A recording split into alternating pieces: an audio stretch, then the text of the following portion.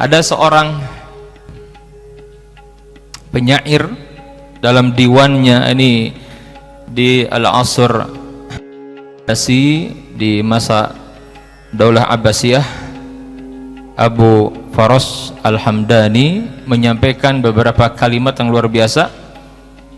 Araftu syarra la li syarri walakin litawaqqihi wa man lam ya'rif asyarra minal khair yaqa'u fihi. Beliau menyampaikan, aku mengetahui yang buruk, aku mengetahui keburukan bukan untuk berbuat keburukan, akan tetapi agar aku bisa menghindarinya, agar tidak terjatuh ke dalam keburukan itu. Waman lam ya'rif asyarra minal khair, dan barang siapa yang tidak mengetahui keburukan dari kebaikan, yaqa'u fihi, dia pasti akan terjatuh kepada keburukan itu. Ini yang membuat saya semangat untuk mengkaji fitnah-fitnah akhir zaman, karena saya meyakini benar bahwa sekarang kita hidup di penghujung akhir zaman yang banyak fitnahnya. Jadi mengkaji konspirasi Yahudi terhadap kaum muslimin secara umum dan dunia, muslimin secara khusus dan dunia secara umum, ini jangan lepaskan dari wahyu, dari qala Allah qala Rasul. Jelas tidak? Qala Allah wa qala Rasul. Maka yang kita kaji akan banyak dalil qala Allah wa qala Rasul wa qala ulama as-salaf. Kenapa? Penting sekali, karena nanti banyak penafsiran yang aneh-aneh. Kita nggak berharap seperti itu, ya. Dan yang paling penting adalah setelah mengetahui kajian tentang hal ini, agar kita hati-hati, ya. Jaga diri masing-masing.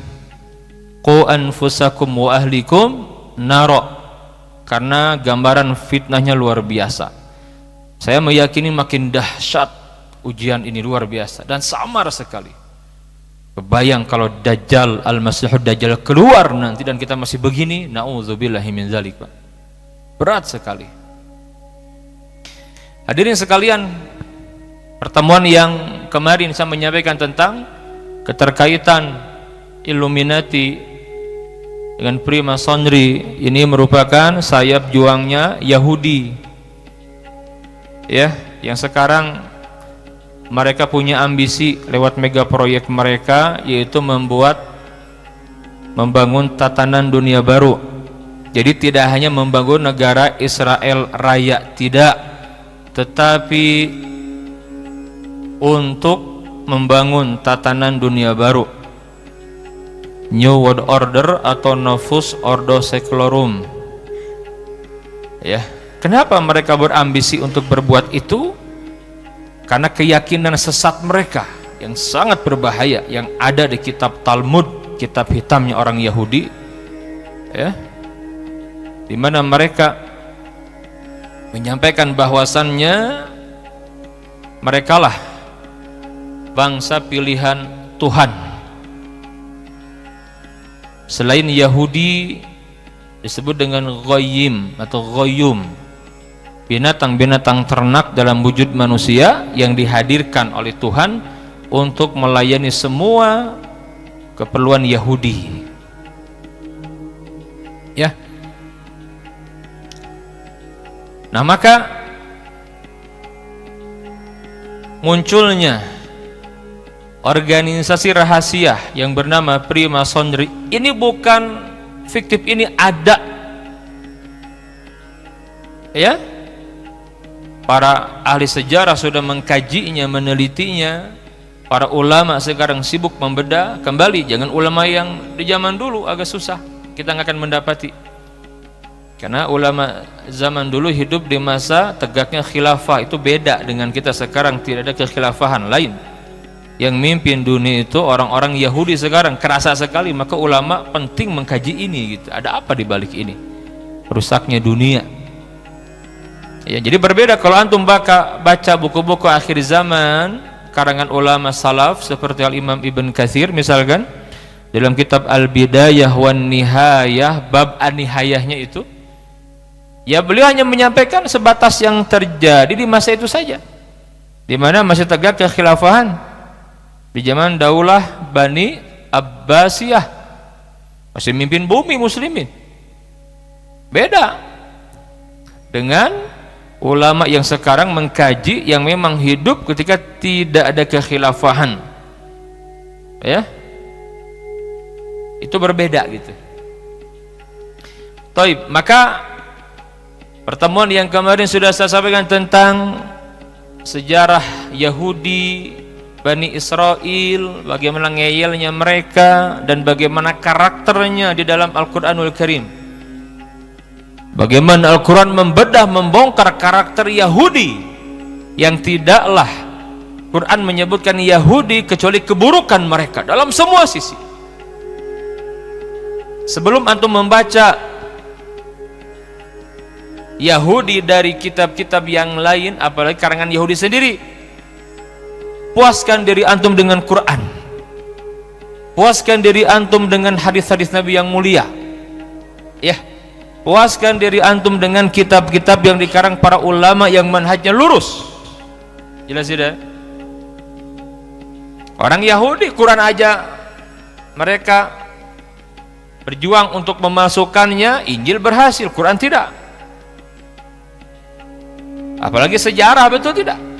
Sejarah. Jadi kalau merujuk kepada buku mereka, jangan aneh kalau kemudian banyak pemalsuan sejarah. Mereka dibalik konspirasi besar dunia saat ini, ya. Nah, hadirin sekalian, mengulang sedikit bagaimana karakter Yahudi ini agar kita faham. Mungkin di buku lain boleh berubah, tapi di Quran gak akan berubah sampai kiamat. Jelas tidak? Di Quran gak akan berubah. Allah Ta'ala sang pencipta manusia, pencipta semua makhluk yang ada di muka bumi ini, Allah turunkan Quran yang tidak ada kitab setelah Al-Quran, tidak ada nabi setelah Nabi Muhammad, dan tidak ada umat lagi setelah umat ini. Karena kita ini umat yang terakhir. Ibarat kita buka buku yang tebal, nah bab penutup dari buku itu umat Muhammad, umat akhir zaman. Ya, jadi perjalanan sejarah dunia sudah memasuki injury time, akan berakhir di dunia ini, ya. Nah, maka kembali kepada Quran. Quran menyebutkan karakter mereka yang sering diulang di dalam Al-Quranul Karim. Yahudi adalah bangsa yang hobinya membunuh para nabi. Bayangkan, membunuh para nabi, dan di banyak ayat disebutkan di dalam surat, di banyak surat, di antaranya surat Ali Imran ayat yang ke-112, faqala ta'ala dzalika bi annahum kanu yakfuruna bi ayatillah wa yaqtulunal anbiya'a bighairi haqqin dzalika bima asaw wa kanu ya'tadun. Yang demikian itu karena orang-orang Yahudi Bani Israel itu mereka senantiasa mengingkari ayat-ayat Allah, dan mereka suka membunuh para nabi tanpa hak, ya. Kalau nabi saja dibunuh, apalagi orang-orang Palestina, orang seperti kita. Nabi Zakaria yang bunuh siapa? Ya mereka, konspirasi mereka Yahudi. Nabi Yahya, mereka juga. Penyaliban Isa ibn Maryam, mereka juga. Tapi Allah angkat, ditidurkan Nabi Isa, diangkat ke langit, nanti akan turun lagi. Tapi mereka itu semuanya. Nabi kita Nabi Muhammad SAW juga tidak luput dari makar mereka. Yahudi Bani Nadir, bagaimana mereka ingin membunuh Nabi. Pengkhianatan Bani Quraidah, Yahudi Khaybar, sejarahnya begitu. Bahkan pulang dari Khaybar, wanita nenek-nenek udah tua juga nih, ibu-ibu nih, ngeracun Nabi. Bayangin, bencinya mereka begitu tuh. Itu daging kambing yang disuguhkan diracun, racun yang mematikan. Bayangkan itu Yahudi begitu. Ini Quran yang gak mungkin bohong. Sampai detik ini menjelang kiamat pasti akan dijaga Allah. Inna nahnu nazzalna dzikra wa inna lahu lahafizun. Sungguhnya kamilah yang menurunkan az-zikra Al-Quran, dan kami juga yang benar-benar akan senantiasa menjaganya. Enggak ada yang bisa memasukkan Quran, enggak ada. Allah yang jaga. Pemahaman boleh, orang-orangnya dibuat rusak pemikiran, jadi nanti nafsirnya seenaknya saja gitu. Kayak tafsirnya orang-orang liberal, menafsirkan Quran dengan ngaco, ya. Itu yang mereka bisa lakukan, tapi merubah Al-Quran nggak bisa. Tetapi Injil, Taurat bisa mereka rubah. Sementara Quran memuat informasi paling banyak tentang Yahudi, tentang Bani Israel. Kisah yang paling banyak, paling panjang itu kisah mereka. Karena memang pertempuran di akhir zaman ini sebelum kiamat itu muslimin dengan Yahudi, jelas tidak? Yang kedua, orang-orang Yahudi tidak akan pernah rela ridho kepada kita umat Islam sampai umat Islam ikut milah mereka, ikut milah. La tattabi'unna sunanal ladzina min qablikum, sungguh kamu akan ikut sunanal ladzina min qablikum, jalan hidup mereka, lifestyle, kebiasaan, adat istiadat, bukan ideologi, semua. La tattabi'unna sunanal ladzina min qablikum shibran bi shibrin, sejengkal demi sejengkal, wa dzira'an bi dzira'in, sehasta demi sehasta, hatta law dakhalu fi juhri dhabin, hingga apabila mereka masuk ke lubang biawak, lattaba'tumuhum, niscaya kamu akan ikut mereka dengan latahnya, ikut saja gitu. Qulna, para sahabat bertanya, al yahuda wan nasara ya Rasulullah, apakah mereka itu orang-orang Yahudi dan orang-orang Nasrani? Qala, Nabi menjawab, faman, lah memangnya kalau bukan mereka siapa lagi? Sekarang kita dengan mudah mendapati muslimin ikut sunanal ladzina min qablina, ya, sunnah-sunnah Yahudi, betul tidak? Nasrani banyak. Dan itu berpotensi membatalkan iman, saya katakan. Ya, di sini fitnahnya buat kita. Kemudian di surat Al-Maidah ayat yang ke-82, faqala ta'ala, Allah Ta'ala menjelaskan bahwa Yahudi itu kaum yang sangat keras permusuhannya, kebenciannya kepada orang-orang yang beriman. Faqala ta'ala, la tajidanna asyaddan nasi adawatan lil ladzina amanul yahud. Kamu akan dapati orang-orang yang paling keras permusuhannya kepada orang beriman itu orang Yahudi. Ini informasi Qur'ani yang wajib kita percaya kebenarannya, ya. Nah, hadirin sekalian, saya sampaikan, orang-orang Yahudi dalam sejarahnya setelah negara mereka Yahuda, karena kebobrokan akhlak mereka, penyimpangan mereka, kesyirikan akidahnya, kebejadan moralnya, maka mereka diusir, dikalahkan sama, jadi mulai Babilonia semua, Persia semuanya mengalahkan mereka, untang lantung gitu aja mereka itu, sampai tiba di saat hadirnya Nabi yang mulia Sallallahu Alaihi Wasallam. Bukhtan Nasr itu mengusir mereka, sebagian itu ada yang berangkat ke Yathrib, Madinah. 3 kabilah besar, ya, Yahudi Bani Qainuqa, ini ahli dagang, dia jago nguasai pasar ini. Nah, nanti ada pasar Bani Qainuqa di Madinah itu. Yahudi Bani Nadir, ini dia punya banyak perkebunan, kebun kurma, pertanian. Dan Yahudi Bani Quraidah, dia yang suka bikin senjata perang. Bani Quraidah semua diusir karena mereka mengkhianat. Nabi itu udah nggak aneh, kan sudah ada di Quran informasinya. Jadi udah siap-siap Nabi mah. Semua berkhianat tuh. Termasuk Yahudi Khaybar. nggak punya tanah air mereka. Itu hukuman dari Allah Ta'ala.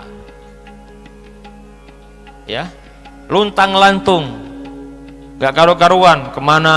Kadang kalau dalam suatu masa di mana tegas orang-orang Romawi dulu, mereka itu menyembunyikan identitas keyahudian. Ada yang pura-pura masuk Kristen gitu loh. Kenapa? Karena dahulu orang-orang Nasrani yang berpegang teguh dengan agamanya punya dendam sejarah kepada Yahudi, karena yang memburu Nabi Isa versi mereka siapa? Yahudi. Jelas tidak? Yahudi mereka dendam, marah mereka. Dan ingat, karena mereka menyebar kemana-mana, maka mereka membuat organisasi yang rahasia bawah tanah. Sulit memang untuk mengungkap organisasi ini, gak mudah gitu.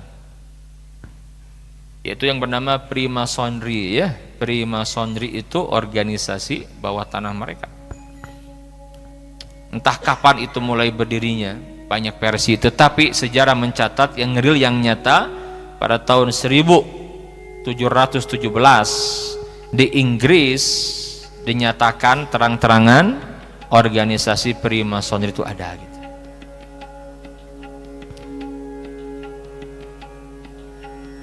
Freemasonry, apa tujuan utamanya apa? Ini organisasi didirikan untuk melindungi kepentingan Yahudi yang ada di muka bumi ini, di dunia ini. Dua tujuan. Yang pertama, merekrut orang-orang non-Yahudi ya, untuk mendukung pendirian negara Israel Raya. Yang kedua, mereka tidak sungkan menghabisi siapapun juga yang menghalangi ambisi mereka mendirikan negara Israel. Itu Freemasonry begitu. Kemudian 1 Mei 1776 Adam Weishaupt, seorang Yahudi juga, dia mendeklarasikan Illuminati. Illuminati dikenal tuh di waktu itu ya. Nah, Illuminati didirikan tidak hanya mendukung berdirinya negara Israel Raya. Yang saya katakan, berbicara Israel tidak hanya Palestina loh, ingat, tetapi dari mulai sungai Nil sampai Efrat sampai Jazirah Arab, itu tanah yang dijanjikan. Kenapa? Lambang bendera mereka itu bintang David itu ya, bintang David itu segitiga itu yang garis atas sungai Nil bawah Efrat, itu target mereka itu. Dan Illuminati mulai menyebarkan bahwa Yahudi tidak hanya mendirikan negara Israel, tetapi apa? Menguasai dunia. Dan mereka mendirikan, membuat tatanan dunia baru. Ini sudah mulai, kampanye ini sudah mulai terus sampaikan. Sampai kemudian Freemasonry inilah, Illuminati ini yang kemudian menginspirasi seorang tokoh Yahudi, Nathan Birnbaum. Tahun 1890 dia mengenalkan kata Zionis. Itu kan nama di Palestina Bukit Zion, di kitab Taurat ada untuk sebutan untuk bangsa Yerusalem dan mereka Bani Israel gitu. Zion dikenalkan tuh. Dia anggota Freemason, Illuminati. Itu urutan begitu urutannya. Nanti seorang wartawan dari Austria, Theodor Herzl, tahun 1896 dia menuangkan ide-idenya dalam buku yang ditulisnya A Jewish State, negara Yahudi. Mulai dikenal, kampanye dia kemana-mana, sampai akhirnya Kongres Zionisme yang pertama dilakukan di Basel, Swiss, dari tanggal 29 sampai 31 Agustus tahun 1897. sekitar 200 Yahudi ngumpul. Itu berbagi latar belakang, ada yang ahli, yang pakar di bidang militer, politik, seni, semua ngumpul, media gitu. Nah, pertemuan mereka itulah yang kemudian melahirkan protokol Zionis, the Protocol of Zion, semacam petisi bahwa Yahudi internasional sepakat akan begini 24 butir yang dikenal dengan the Protocol of Zion atau protokol Zionis. Dan ini blueprint untuk membuat tatanan dunia baru itu. Tidak, saya buat semudah mungkin ya. Saya macanya setengah satakar kebek. Macanya gitu. Saya diskusi sama kawan-kawan, sampai istri saya tidur. Ya, saya kadang-kadang malam gitu ya, karena penasaran gitu kan. Dulu ini udah lama banget saya sering sampaikan. Agak saya tinggalkan sekarang karena lagi ramai, jadi dibaca nih buku Pak, bagian kaki ya. Buku numpuk dibacaan KB gitu ya. Masya Allah, saya bikin materi juga, diperkaya lagi. Karena memang saya tidak ingin kaum muslimin hanya terjebak di dalam simbol saja, tidak. Yang paling penting apa coba? Ismenya itu, ideologinya itu apa yang dibawa? Itu kita ke sana fokusnya. Dan ini yang syarat dekat dengan nilai-nilai Dajjal, saya katakan, yang penuh kedustaan, kekufuran. Dan itu merupakan ujian untuk kita, saudaraku. Hati-hati ya. Kalau simbol malah kita hanya menyampaikan, oh cukup, oh bahwa gerakan ini eksis, ada, itu saja. Ketika ada sebuah tempat, oh berarti sudah masuk. Bukan baru Primason masuk ke Indonesia, bukan baru kemarin, bukan. Catat itu. Ketika Belanda datang kemari menjajah abad ke-17 itu udah mulai. Kan baru kemarin. Udah lama. Primason itu udah lama sekali. Termasuk Illuminati udah lama. Baik, hadirin sekalian. Jadi kita akan bahas dulu ya Novus Ordo Seclorumnya ya, sebelum kita bedah Protocol of Zion. Saya punya banyak buku, cuman nggak mungkin saya hadirkan semua. Saya baca buku yang ulama tulis, yang memang fokus kajian ini gitu. Karena kalau sekadar membaca itu nggak disertakan ayat, apa manfaatnya, betul tidak? Hanya menimbulkan kegelisahan, ketakutan, tapi nggak ada solusi gitu. Kita nggak seperti itu. Kita mengkaji, bahkan kalau kita mengkaji wahyu, mengkaji kalau Allah, kalau Rasul, kita tahu bagaimana akhir orang Yahudi itu. Udah kebaca, ini udah tahu. Yang menang tuh kita. Cuma harus sabar aja prosesnya gitu. Nah, dalam proses ini harus antum jangan sampai imannya ya hilang. Nikmati proses ini, iman antum jaga. Mungkin dosa-dosa antum meninggal dunia, nggak ada masalah. Ya, kita nggak tahu kapan Allah menangkan kita melawan orang-orang Yahudi, tapi janji Nabi yang mulia pasti akan terjadi. Itu enaknya kita kalau baca dengan hadis. Nah kalau enggak, jangar gitu kan. Yang ada, khawatir, gelisah. Karena Nabi yang mulia menyampaikan gambaran fitnahnya, bagaimana solusinya, itu jelas detail bagaimana kesudahannya, yang menang itu siapa gitu, jelas. Hanya sekarang kita hidup di tengah-tengah mereka diberikan takdir oleh Allah memimpin bumi. Ya. Nah, ini luar biasa. Taib, kita bahas ya. Novus Ordo Seclorum atau Nos adalah sebuah istilah yang diambil dari bahasa Latin yang dalam bahasa Inggris disebut dengan New Order of the Age atau populernya New World Order gitu. Ini populernya ya, atau dalam istilah kita tatanan dunia baru. Itu sebuah tatanan dunia baru versi Zionis Yahudi. Apa tujuan Nos? Kita singkat dengan Nos aja ya. Novus Ordo Seclorum. bahasa Latin itu. Nos bertujuan untuk mendirikan satu pemerintahan dunia, one government yang otoriter dan menguasai semua aspek kehidupan umat manusia secara mutlak untuk memenuhi kepentingan Zionis Yahudi sebagai satu-satunya bangsa pilihan Tuhan yang wajib dilayani oleh seluruh bangsa-bangsa yang ada di dunia ini. Nos berkeinginan untuk menghapus kedaulatan seluruh negara dan bangsa serta merubah sistem ekonomi, politik, ya, agar sepenuhnya tunduk kepada sistem Zionis Yahudi. Ya. Apa agenda Nos?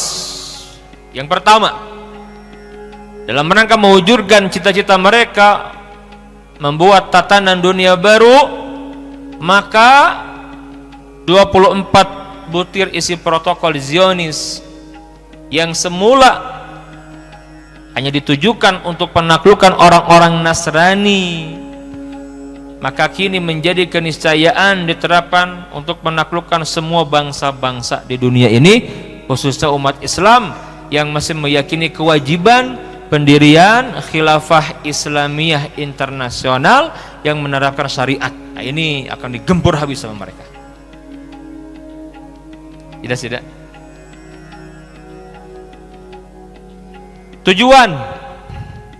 Tujuan Nos, Novus Ordo Seclorum. Yang pertama, agama Yahudi hanya untuk bangsa Israel,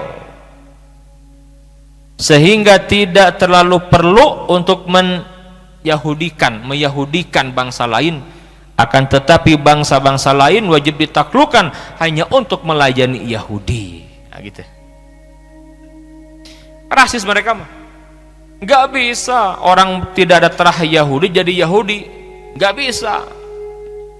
Dan bicara tentang Yahudi Israel, ya, yang larinya kepada putra jadi Nabi Yakub, ya, Bani Israel, yang di awalnya dimuliakan karena pembangkangan mereka, kesyirikan mereka, penyimpangan mereka sekian lama, maka Allah hinakan mereka.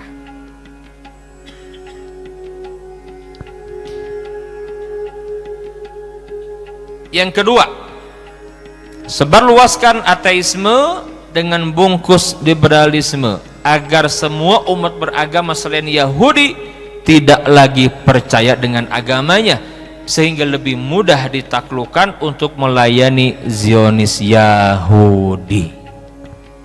Jelas tidak? Ateisme dengan bungkus liberalisme. Oh, sekarang luar biasa ini ideologi ini, ancaman untuk kita yang sudah masuk ke kampus-kampus Islam. Hati-hati. Yang ketiga,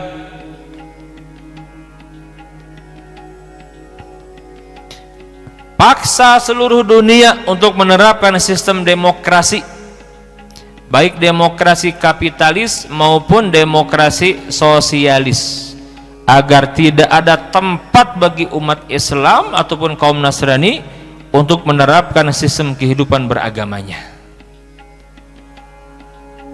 George W. Bush dalam salah satu pidato yang di YouTube masih ada itu, dia menyampaikan apa? Kalau kita ingin memanjangkan umur, kata mereka, eksistensi Amerika di dunia ini, ya, kata mereka nih, maka sebarkan terus apa diantaranya? Demokrasi.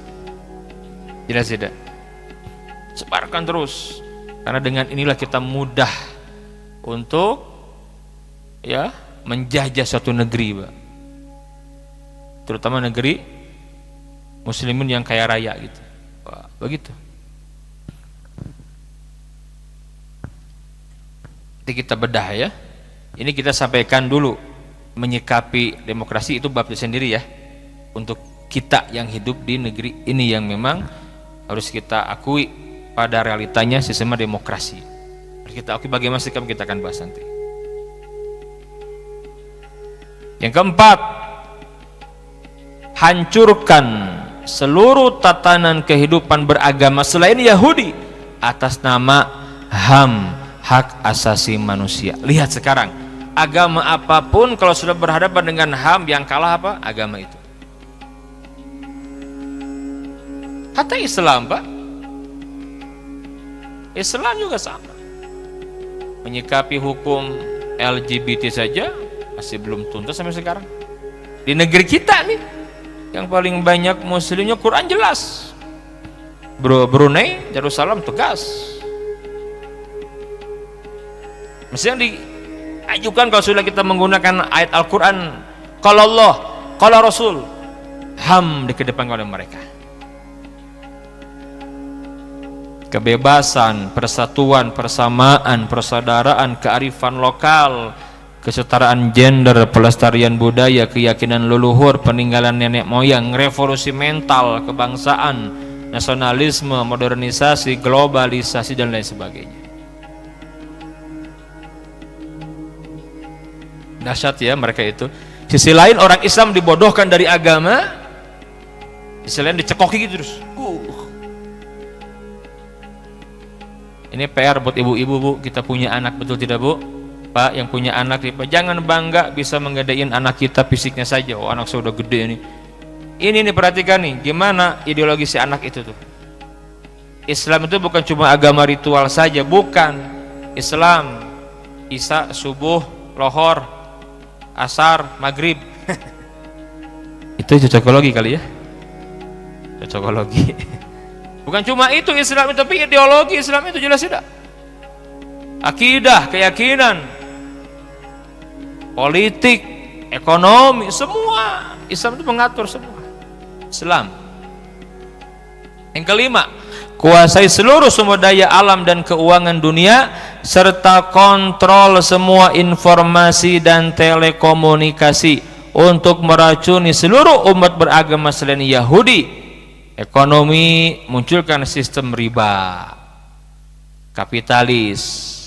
Dalam masalah sosial, pre-sex, hiburan pre-sex, dan juga gaya hidup yang hedonis itu menjadikan nafsu sebagai ilah, ya, yang penuh dengan hura-hura dan poya-poya, sehingga ke depan semua bangsa-bangsa akan bergantung kepada Yahudi karena semua kekuatan dan kekayaan berada dalam genggaman Zionis Yahudi. Yang pertama, jaringan mereka ini luar biasa. NOS memiliki jaringan kerja yang sangat luas dan amat kuat serta telah menggurita sehingga berhasil melilit dan mencengkeram dunia. Ini lebih detailnya saya ada kajian yang lain. Temanya apa? Dunia dalam cengkeraman sistem Dajjal. Ini nggak akan dibahas sekarang. Yang kedua, NOS berhasil membangun persekongkolan bisnis internasional dalam bentuk multinational corporation atau MNC yang merupakan konspirasi global Amerika Serikat, Uni Eropa, Australia, dan Jepang. Luar biasa memang, Pak, Yahudi ini. Kemudian yang ketiga, melalui persongkolan MNC, NOS mengendalikan ya UN, IMF, dan World Bank. Nah, ini kita kenal ya, bagaimana nanti mereka membuat jebakan-jebakan berupa hutang-hutang. Yang keempat, NOS melalui UN membentuk United Nations Development Program atau UNDP yang menjalin hubungan dengan berbagai negara lewat VGR, ya. Kemudian atas nama program pembangunan membuat jaringan-jaringan kerja dalam bentuk LSM lokal yang bekerja untuk kepentingan Zionis Yahudi internasional. Semua ngeling ke sana. Kemudian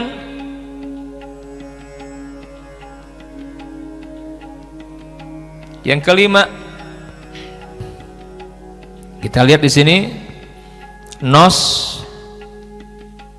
melalui World Bank membiayai MNC dalam membentuk USAID, ya, ada USAID, Ayu, kemudian ada juga Oda, Taf, dan lain-lain ya. Apa ini? Yaitu mereka memberikan biaya hingga komite khusus, bahkan di negeri kita ada ya, yang inti tugasnya kuasai dan kontrol dunia termasuk Indonesia agar secara ekonomi dan keuangan bergantung terus ke Zionis Yahudi, terus begitu. Jadi ini satu rangkaian, nggak bisa dipisahkan gitu. Itulah fitnah luar biasa. Karena saya katakan dunia dalam genggaman sistem Dajjal termasuk Indonesia. NOS melalui IMF menekan dan memeras berbagai negara melalui pemberian utang luar negeri untuk selalu mematuhi aturan fiskal dan moneternya, sehingga nilai mata uang setiap negara dikontrol dan dikendalikannya karena cadangan emas dikuasainya. Pada akhirnya apa? Setiap negara terlilit utang riba yang berlipat-lipat dan terus bergantung kepada uluran tangan Zionis Yahudi. Jangan aneh ya, kalau sudah mengkaji ini akan mulai banyak kekhawatiran, kegelisahan. Gak apa-apa, gelisahnya orang beriman itu kan bagus, karena Nabi lengkap dengan solusinya. Gak ada perubahan tanpa kegelisahan, jelas tidak? Jadi saya mau berbagi kegelisahan, jangan cuma saya gitu ya, mumpung lagi hangat, jadi antum harus paham juga. Berbagi kegelisahan, ujian keimanan ini. Kemudian NOS versus khilafah, apa maksudnya? Begini, tatanan dunia baru sangat khawatir dengan gerakan Islam yang ingin menegakkan kembali khilafah Islam untuk tatbiq syariah atau mempraktekkan syariah. Karenanya NOS menggerakkan LSM komprador yang menjadi kaki tangannya dari kalangan munafikin, orang Islam juga yang dimanfaatin, dengan mengatasnamakan Islam untuk menolak khilafah Islam dan tatbiq syariah. Gak menghendaki, gak akan diizinkan oleh mereka. Nah, gerombolan LSM komprador membeli dan menunggangi sejumlah tokoh atas nama Islam untuk menyerang semua gerakan Islam yang ingin menegakkan khilafah Islam dan menerapkan syariat Islam. Maka puncaknya apa? Mereka melakukan propaganda pembusukan terhadap khilafah Islam dan tatbiq syariah. Dua cara kita lihat ya. Apa yang pertama? Yang pertama, penegakan khilafah Islam internasional adalah utopis ya, karena mustahil ditegakkan di zaman globalisasi yang syarat dengan keragaman dan kemajemukan. Ini jadi perang opini gitu terus akan diserang pembusukan. Ini lucu dan menggelikan saudara, karena NOS sendiri sebenarnya bertujuan untuk menegakkan khilafah Yahudiyah internasional, kan begitu. Jadi tatanan dunia baru ini ya khilafah versi Yahudi, gitu, jelas tidak? Ya. Tatbiq syariah adalah diskriminasi kata mereka, karena memaksakan hukum Islam kepada umat beragama lain. Nah, ini lebih lucu lagi dan menggelikan. Kenapa coba? Karena NOS sendiri memaksakan sistem demokrasi Yahudi dan sistem ekonomi ribanya kepada semua bangsa, bahkan yang tidak mau ikut habis, Pak. Betul nggak? Habis, Pak. Jadi standar ganda, ya kan? Ya begitulah mereka gitu. Nah, ini luar biasa. Sekarang kira-kira antum bisa merasakan nggak dahsyatnya perang opini tentang ini? Alerginya umat Islam ya, menyerang khilafah, menyerang syariat, padahal ini sudah jelas sekali, Pak. 13 abad setengah dan Nabi menjanjikan akan kembali tegak, Pak. Yang bicara seperti ini nggak mudah zaman sekarang, Pak. Mesti dibenturkan apa ujungnya, anti NKRI, betul nggak? Anti kebinekaan, padahal nggak ada kaitan, Pak. Justru para ulama yang menghadirkan NKRI lah. Ketika merdeka saja namanya bukan NKRI, apa namanya? RIS, Republik Indonesia Serikat. 5 tahun kemudian tuh lewat perjuangan Muhammad Nasir, ya, muncul ide NKRI karena yang punya konsep menyatukan umat siapa? Umat Islam. Tahun 50 itu mulai ada istilah NKRI itu, Negara Kesatuan Republik Indonesia. Tapi sekarang nggak mudah bicara begini, tapi harus disampaikan. Yang kedua, kata mereka khilafah Islam dan tatbik syariah adalah ciri teroris, betul nggak? Sekarang tuh mendapati itu nggak? Oh, luar biasa. Ini teramat apa? Saya nggak kuat bacanya. Ya. Kenapa? Karena sebenarnya justru NOS inilah melalui organisasi rahasia Freemasonry yang telah menciptakan terorisme internasional. Ini namanya maling teriak maling, Pak. Jelas tidak? Siapa yang punya mereka, Pak? Nanti kita akan, kemarin saya sampaikan, itu mereka mendeklarasikan berdirinya negara Israel itu tahun 48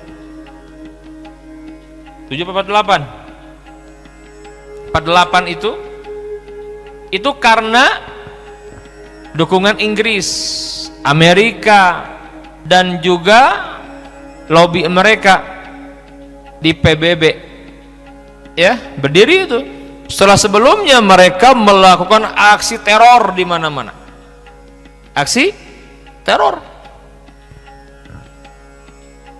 Maka nanti kita akan tahu bagaimana diantaranya untuk melemahkan terutama umat Islam. Nanti ada proyek adu domba. Bukan cuma umat Islam di negeri kita, di mana-mana tempat. Dahulu Seno Korgronje itu datang ke Indonesia, dia Yahudi, orang anggota Freemason, dia itu Yahudi dia. Bayangkan sampai dia pura-pura masuk Islam, ganti nama ke Mekah. Datang diteliti itu di Aceh, dia bisa menang melawan Aceh. Kalau hanya jihad dikobarkan dengan langsung dilawan perang itu nggak bisa menang. Maka ada dikenal politik David Empera kan, pecah belah, adu domba itu, Pak. Berhasil nggak mereka? Berhasil. Nah, sekarang juga sama. Dan dari dulu seperti itu. Ini salah satu strategi unggulan Zionis dalam memporak-porandakan umat Islam dengan jalan adu domba, diadu domba, Pak. Yang sekarang terjadi kan begitu ya di Timur Tengah, ya, betul tidak? Coba lihat. Dan pihak yang paling diuntungkan dengan konflik Timur Tengah saat ini adalah Israel dan sekutunya. Negeri Islam porak-poranda, termasuk di negeri kita. Lagi-lagi jangan aneh, ini semua kondisi umat berpecah belah, berselisih sampai puncaknya sekarang. Kita nggak heran, nggak aneh, karena menjadi tanda dari tanda-tanda, ya, dekatnya kemunculan Al-Mahdi. Al-Mahdi di akhir zaman, Amirul Mukminin fi akhir zaman. Nabi yang mulia menyebutkan, ubasyirukum bil mahdiyyi, aku berikan kabar gembira kepada kalian dengan diutusnya Imam Mahdi, Al-Mahdi, ala ikhtilafin bainan nas. Dia akan diutus, akan muncul, akan tampil ketika puncak perselisihan manusia, puncak perselisihan. Sekarang lihat, manusia berselisih, antar umat Islam berselisih, antar orang beriman berselisih, antar ahli tauhid berselisih, antar pengajian mengaku sunnah lagi berselisih, sarwa jarenggotan. Betul tidak? Wah, ramai itu. Bahkan para mujahid yang bawa senjata di medan perang juga berselisih di Syam, nggak mudah. Ini puncaknya. Kadang-kadang muncul di benak kita kalau kita nggak mengkaji utuh akhir zaman ini, mungkin muncul apa? Pesimisme, ya. Apa iya umat Islam akan menang lagi gitu? Betul tidak? Kondisi begini nih, gimana mau menang? Kita butuh seorang pemimpin, leader yang tidak hanya levelnya nasional tapi mendunia gitu.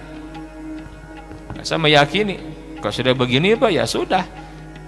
Ya akan dimunculkan Al-Mahdi yang akan menyatukan umat Islam sedunia itu. udah puncaknya luar biasa. Dulu kondisi begini nih, dunia rusak begini, dulu masih ada pintu kenabian. Allah utus para nabi, rasul. Kalau sekarang udah nggak ada lagi. The injury time ini udah mendekati akhirnya dunia ini, Pak. Ya, ini kajian nanti ke depan kita bahas. Maka solusinya umat Islam harus menyadari strategi jahat Zionis ini, Pak, dan wajib merapatkan barisan, satukan segala potensi yang ada, ya, untuk melawan Zionis dan antek-anteknya. Adapun perselisihan yang sifatnya furuh khilafiyah, itu jangan dibesar-besarkan, bisa dibereskan dengan cara dialog, diskusi, yang punya ilmu. Tapi zaman sekarang memang zaman nggak mudah juga. Orang baru ngaji setengah tahun udah merasa paling hebat lagi. Ini muskilahnya lagi. Baru ngaji duduk seminggu sekali di pengajian, ikut grup WhatsApp, boom, merasa paling nyunah. Bener tuh, sikat semua yang beda, salah semua gitu, serang semua, Pak. Baru setengah tahun ngajinya, Pak, seminggu sekali deh. Walau paham bahasa Arab, walau ngaji kurang belum bener, cuman ngaji doktrin tahdzir bid'ah. Wah, itu repot juga ini, Pak. Maka penting, saya kalau mengkaji akidah, saya mengajarkan akidah, saya jelaskan ada al-usul fil akidah, ada furu' fil akidah. Pahami ini, ada usul fil akidah. Jadi ada perbedaan yang itu tidak akan mengeluarkan orang dari iman, enggak gitu loh. Contoh, mau contoh enggak? Memahami ayat tentang Ar-Rahmanu 'alal arsy istawa. Itu ayat apa kategorinya tuh? Mutasyabihat, multi tafsir, bukan muhkam. Maka jangan aneh, ada mazhab-mazhab dalam bab ini, betul tidak? Ada yang tidak mentakwil, tanpa tahrif, ta'til, takyif, udah serahkan kepada Allah. Ada yang menyampaikan, oh istiwa di sana itu ada, kan? Itulah nanti akidah Asy'ari, Maturidi. Nah ini semua harus kita pahami, Pak. Jangan gara-gara beda pemahaman begitu dong dikafirkan, ente bukan dari. Nah, ini kan bahaya, betul tidak? Duduklah di majelis. Yang ngajar akidah juga harus pahamkan. Ada furu' fil akidah, ada usul fil akidah. Contoh ketika kita mengutip Israiliyat, jangan dikatakan sesat, bahaya. Contoh yang sedang viral, ya, salah seorang dai menyebutkan tentang nama iblis itu Azazil. Ya, ada kan? Azazil. Ada yang nyerang, ini enggak ada dalilnya katanya. Keliru, saya bilang. Dalam kitab-kitab tafsir jelas, Ibn Katsir disebutkan, Ibnu Abbas loh, itu pakar tafsir yang membawakan riwayat itu. Memang jatuhnya Israiliyat. Berbicara Israiliyat, kembali kepada ulumul Quran, bagaimana ulama menyebutkan tentang Israiliyat. Bukan tidak boleh dikutip, silahkan. Kalau tidak ada sama sekali dan tidak bertentangan dengan Quran, silahkan. Ibnu Abbas menyampaikan, Ibn Katsir mengutip dalam kitab tafsirnya, Azazil, nama lain dari iblis gitu kan. Jadi itu ada gitu loh, Israiliyat. Kayak kita sebagian dulu ada yang menyebutkan, oh malaikat maut itu namanya Israil, ada nggak? Itu apa namanya? Israiliyat, dari kabar-kabar ahlul kitab. Israiliyat, apa dengan meyakini itu kita menyimpang akidah? Tidak, bahaya, jangan begitu. Kira ini namanya apa? Furu fil akidah, jelas nggak? Cerdaskan umat kalau ngajar akidah tuh begitu, jangan asal beda hitam putih syirik langsung. Nah ini bahaya, itu jelas tidak. Sama kayak ngajar fikih begitu. Kalau saya ngajar akidah Ahlussunnah, saya begitu, saya jelaskan semua, Pak. Nggak boleh satu saja, jangan. Selama usulnya sama, iman kepada Allah, iman kepada malaikatnya sama, apa puru tuh? Kita akui ada perbedaan. Yang panjang pembahasannya gitu, jelas tidak? Ya, panjang pembahasannya. Tapi yang berbeda kayak Syiah, berbeda rukun imannya, bukan Islam, tegas, nggak boleh main-main. Jelas, Ahmadiyah bukan Islam, jelas itu agama Ahmadiyah, tegas, nggak boleh main-main. Tapi kalau masalah furu berbeda. Sholat ada usulnya. Apa usul dalam sholat? Yang 5 waktu itu wajib. Sehari semalam wajib 5. Kalau ada yang meyakini 3, itu menyimpang. Itu udah berbeda masalah usul, jelas tidak. Adapun masalah furu, beda masalah baca iftitah, nuhiji Allahu Akbar kabiro, yang satu baca Allahumma ba'id bain, itu namanya furu, itu jelas tidak, nggak ada masalah. Ini coba umat tuh tarbiyah seperti itu gitu loh, edukasi pencerahan begitu loh, dengan hitam putih saklek, beda seutik, yang dikaji tahdzir melulu, baru ngaji. Karena saya kesel juga Pak. Kita ngaji, saya bilang saya udah 25 tahun ngaji Pak, di pesantren. Kita belajar bahasa Arab, siang malam menghafal, ngelek ini nih. Kuliah saya. Datang anak baru kemarin sore Pak. Baru ngaji setahun, seminggu sekali Pak. Itu kuliah kayak mufti bener.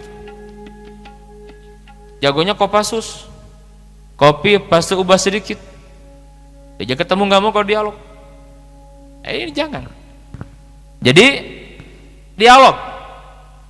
Kalau ada perbedaan di antara kita, musyawarahkan dengan mengedepankan ukhuwah, bukan dengan pertumpahan darah gitu. Jelas tidak? Ukhuwah ini penting sekali, karena itu kerjaan Yahudi, jelas nggak?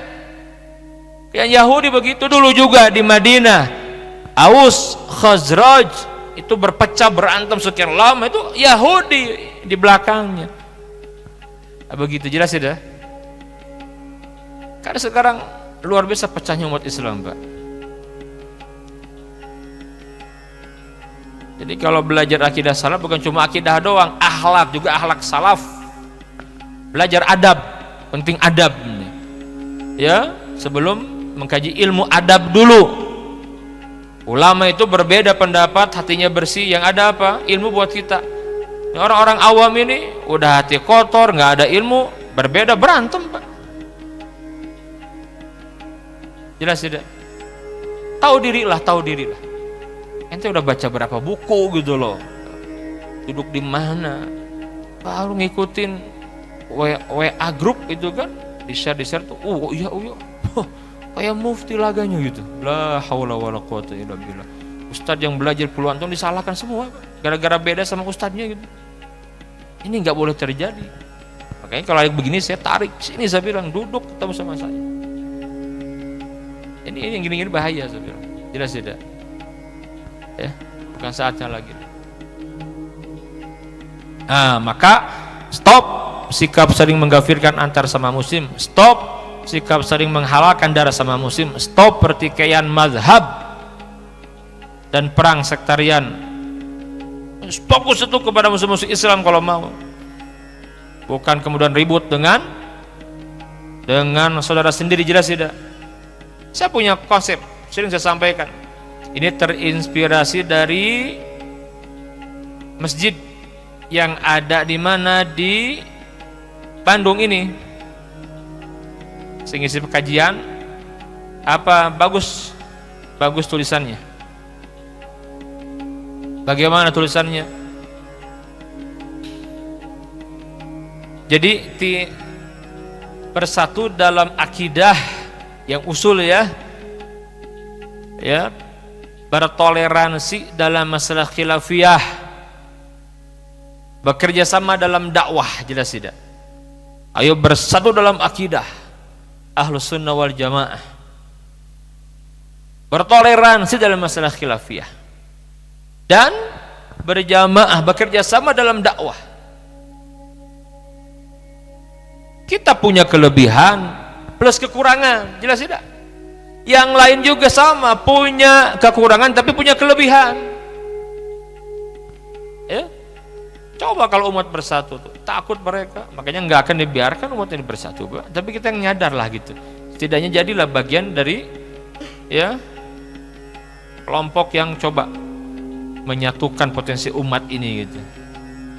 Jelas tidak? Selama sama dalam usul, bab furu beda, nggak ada masalah. Asal punya dalil, jelas tidak?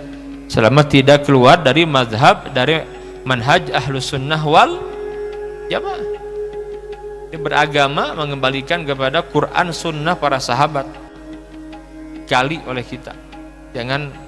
Jangan fanatik kepada ustadznya gitu loh, jangan. Jelas ya? Nah, ini dia nih, itulah nos. Oke, sekarang kita bahas tentang blueprint tatanan dunia baru ini. Inilah hasil dari kongres kaum Zionis pertama di Swiss yang melahirkan 24 poin protokol Zionis. Ini memang pro dan kontra ya. Ada yang menganggap tidak ada gitu kan? Ya, biasa ya. Jadi kan karena ini bocor, misalnya ini bocor. Ya nggak ada yang rahasia. Allah kalau berkehendak membongkar, dibongkar sama Allah, betul tidak? Gimana caranya terserah Allah. Kita lihat Zionis, dari kata Zion yang diambil dari Taurat sebagai sebutan untuk bumi Yerusalem dan bangsa Israel. Zionis ini kemudian hari dikenal dengan nama gerakan politik untuk membangun kerajaan Israel Raya dengan agama Yahudi sebagai agama negara resminya. Jadi agama Yahudi ya. Sudah kita bahas kemarin ya, bahwa kata Israel ini adalah nama bagi Nabi Yakub alaihissalam, yang kemudian keturunan beliau disebut dengan Bani Israel. Tetapi kata Israel sekarang sudah menjadi nama negara yang ilegal di Palestina. Ilegal, garis bawah ilegal. Oke, sedikit kita sampaikan sebelum membahas poin-poinnya. Jadi kembali, istilah Zionis ini pertama kali diperkenalkan oleh Nathan bin Baum tahun 1890. Dipopulerkan oleh Theodor Herzl, orang Austria, lewat bukunya A Jewish State tahun 1896. Selanjutnya dikukuhkan dalam Kongres Zionis pertama di Basel, Swiss tahun 1897 yang melahirkan protokol Zionis yang dikenal dengan Protocol of Zion. Maka di kongres inilah mereka membentuk juga organisasi Zionis dunia, dan ketuanya siapa? Theodor Herzl.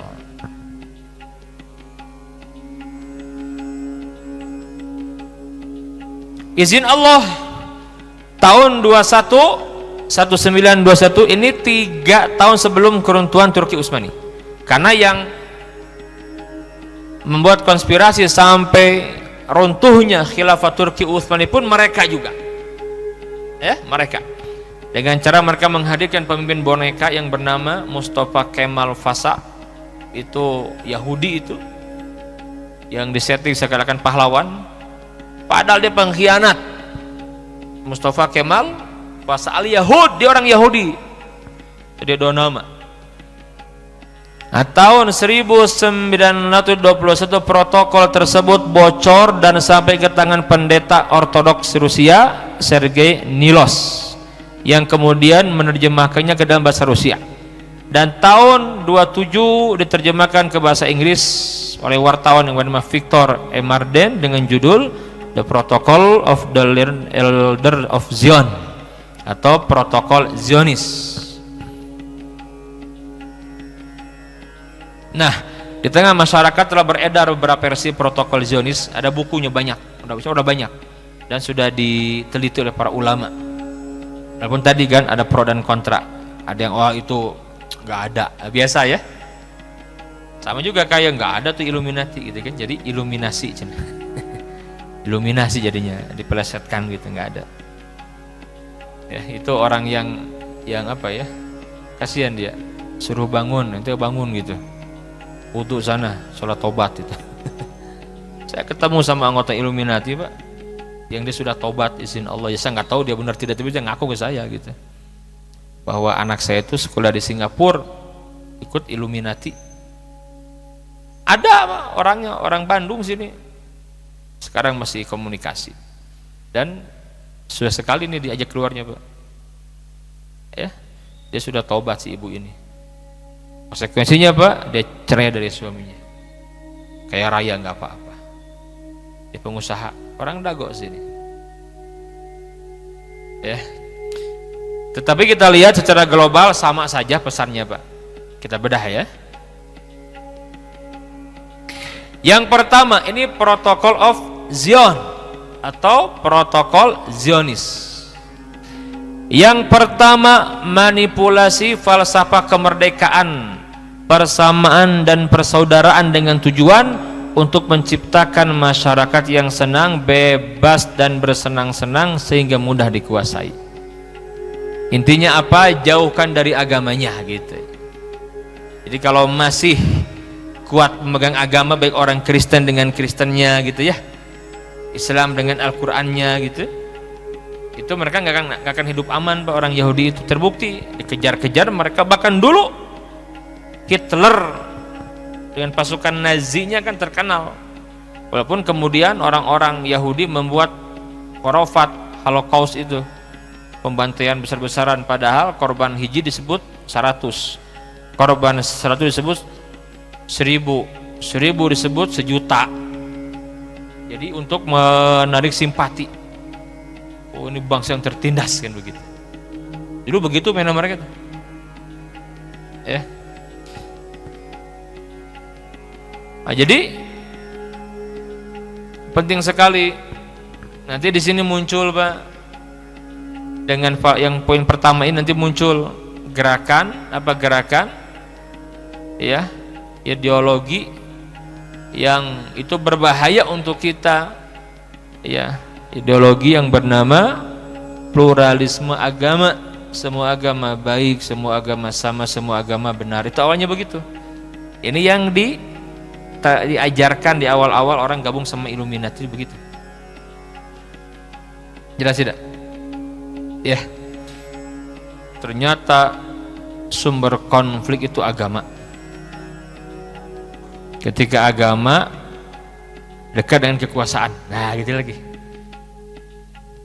Ya, ekstrim nanti. Yang pertama, ada yang menolak agama sama sekali, itulah ateis. Ada yang memisahkan agama dari kekuasaan, itulah sekuler. Kan begitu, muncul begitu. Di belakangnya siapa? Yahudi. Ya Yahudi lagi, Pak. Bang Yahudi ini dia banyak buat ideologi gitu ya, banyak disebarkan gitu. Semua itu termasuk komunis tuh. Karl Marx itu siapa itu? Yahudi itu. Karl Marx itu kan Yahudi.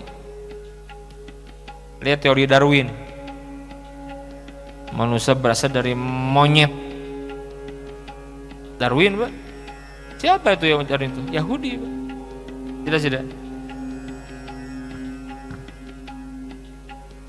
Yang kedua, menciptakan ketegangan antar pemerintah dan rakyat di berbagai negara dan mengadu domba antar negara dengan mengeksploitasi pemikiran Darwin, Karl Marx, Adam Smith, dan Nietzsche melalui penguasaan media atau opini mereka buat. Jadi dulu begitu, perang opini itu udah luar biasa. Nggak tahu anak-anak sekarang masih belajar nggak teori Darwin? Udah enggak ya? Alhamdulillah. Dulu saya masih belajar. Ya Pak ya? Jadi masih belajar ya Pak? Darwin kan? Apa maksudnya? Manusia dari monyet itu selain Yahudi, itu kalau aja mereka, padahal Quran menyebutkan kunu kirodatan khasiin. Justru mereka lah bangsa monyet gitu.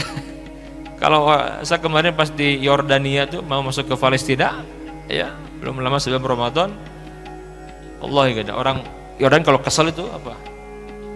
Mereka tuh bangsa monyet gitu kalau marah gitu. Kird, Allah ya, kird, monyet katanya, kurang ajar, monyet menjijikan. Itu kalau orang Yordan marah tuh ke orang sana, ya Yahudi itu begitu, dasar monyet katanya gitu. Ini teori kesegala lama kan? Diajarkan kan? Diterima di Inggris, wah di mana-mana Pak diterima, kurikulum di kita. Saya korbannya, korban teori monyet itu gitu.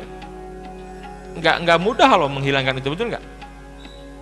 Alhamdulillah mengkaji Quran jelas, nggak ada di Quran mana dari monyet manusia itu. Dari Adam jelas tidak. Nah, ini siapa yang buat begini? Itu Yahudi kerjaannya. Dan yang mereka maksudkan itu selain Yahudi lagi, kurang ajar begitu. Karl Marx komunis, ateis. Ini biang keladi nih orang ini. Adam Smith itu apa? Hah? Apa yang terkenal? Hasil Adam Smith apa? Hah? Adam Smith apa? Apa?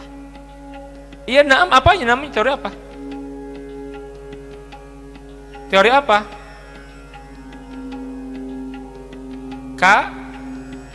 Kapitalisme. Bahasa Arabnya apa? Ra'sumaliyah. Di otaknya duit, gitu. Perempuan, duit, gitu Pak, segala duit. Lihat air, duit. Air minum harusnya kewajiban negara, betul enggak? Jadi duit Pak, begitu. Siapa yang punya teori itu? Ya luar biasa lah gitu. Terbatas waktu ya, nggak akan panjang-panjang. Itu yang ketiga, memprovokasi para politisi agar berebut kekuasaan melalui partai politik dengan segala cara. Dibuat banyak partai politik sehingga mereka sibuk berantem satu sama yang lain, sehingga mereka fokus dengan kepentingan mereka. Gitu dibuat pengalihan isu itu biasa Pak. Ini lihat ya, ini semua nih kalau kita rasakan dunia semenjak 1 abad ke belakang, ini yang kerasanya kayak begini nih gitu. Jadi ada the shadow government itu benar Pak, pemerintah bayangan itu benar ada di belakang tuh, ada pengendalinya gitu, jelas tidak. Jadi memprovokasi para politisi agar berebut kekuasaan melalui partai politik dengan segala cara, dan memanfaatkan serta mengadu domba para buruh dengan orang-orang kaya konglomerat untuk kepentingan perusahaan Yahudi. Kan mereka tuh punya perusahaan banyak dulu itu, agar aman perusahaan di tempat mereka ada, begitu caranya. Dari dulu, dari zaman Nabi begitu Yahudi. Dulu yang menguasai ekonomi juga Yahudi dulu di Madinah kan. Nabi lawan oleh Nabi itu. Taib, yang keempat, membangun gerakan Freemasonry secara besar-besaran di seluruh dunia, rekrut besar-besaran.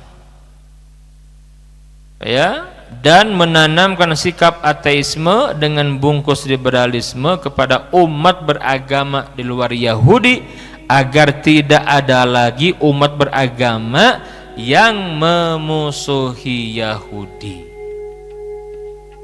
Jelas tidak? Yahudi itu dulu bermusuhan kuat sama Nasrani gitu. Saya katakan tadi, dendam sejarah ya, dendam sejarah. Karena yang membunuh Isa itu Yahudi. Kalau kita meyakini Isa nggak dibunuh, diangkat ke langit, yang dibunuh yang diserupakan. Surat An-Nisa ayat yang ke-157, wa ma qataluhu wa ma salabuhu walakin syubbiha lahum. Mereka tidak membunuh Isa, tidak menyalib Isa, yang dibunuh, yang disalib, yang diserupakan dengannya. Al-Quran membongkar kebohongan mereka. Jadi nanti nggak ada lagi. Maka sekarang lihat pada hasil mereka ya, orang-orang Nasrani dekat sama Yahudi sekarang itu, dekat banget Pak, dekat. Bahkan orang Islam yang munafik dekat juga sama mereka, ada nggak? Ada. Nah ini Nabi sudah sampaikan di hadis yang lain, hadis tentang fitnatud duhaima. Fitnah munculnya kegelapan yang sangat dahsyat sekali. Sebagian ulama menafsirkan duhaima di sana apa? Munculnya ideologi yang sesat, menyesatkan, seperti tadi ya, sekularisme untuk umat Islam ya, liberalisme, pluralisme, komunisme muncul, kata Nabi. Kalau sudah begitu tuh, maka nanti terpecah dua umat Islam. fustati imanin la nifaqa fihi, ada kelompok ahlul iman yang tidak ada kemunafikan sedikit pun juga. Wa fustati nifakin la imana fihi, kelompok ahlun nifak, orang-orang munafik yang tidak ada keimanan sedikit pun juga dalam hati mereka. Kalau sudah begitu tuh kata Nabi yang mulia, pagi beriman, sore kafir. Kenapa? Karena mereka menjual agama untuk mendapatkan dunia. Kalau sudah begitu kata Nabi apa? Fantazirud dajjal, tinggal tunggu saja dajjal keluar, nggak lama lagi gitu. Sekarang ketika muncul ideologi sekularisme, liberalisme, pluralisme, komunisme, ada yang mendukung dari umat Islam, ada nggak? Ada, bahkan yang menyebarkan sampai mereka juga. Hati-hati, ini Nabi menyebutkan. Kalaulah benar yang ulama sampaikan bahwa maksud hadis itu gitu. Ngeri tidak, Pak? Ngeri sekali.